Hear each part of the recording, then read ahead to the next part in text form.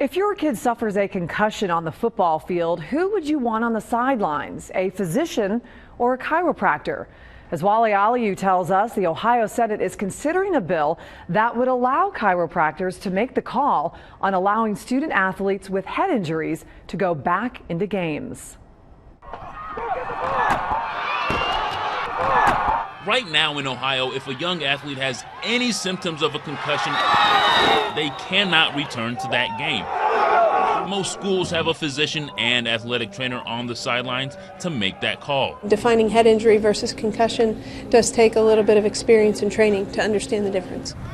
And this week, lawmakers in the Ohio Senate are likely to pass a bill that also gives chiropractors the authority to clear a young athlete to return to a game after a head injury. Some physicians say chiropractors do not have the proper training for that responsibility, but Dr. David Hoyser says it doesn't matter what kind of doctor is looking at you as long as they are thorough. If you're not thorough, it really doesn't matter if you're an MD, a chiropractor, an athletic trainer, or whatever profession that you're in. It's the thoroughness that lets you recognize the situation. Chiropractors say when it comes to the assessment, they and medical doctors do the exact same thing. The only difference is the actual treatment. Neuroanatomy and neurophysiology, the training is essentially the same. Where the two professions diverge is when they go into applications of treatment. And the medical doctors' applications are medications, surgeries, and with chiropractic, it's really more of using sensory input. Dr. Hoyser says if a chiropractor doesn't have experience working with people with traumatic head injuries, they would be able to do some coursework on it and be quickly brought up to speed on recognizing concussion signs. In Kettering, Wale Aliyu, ABC 22 News.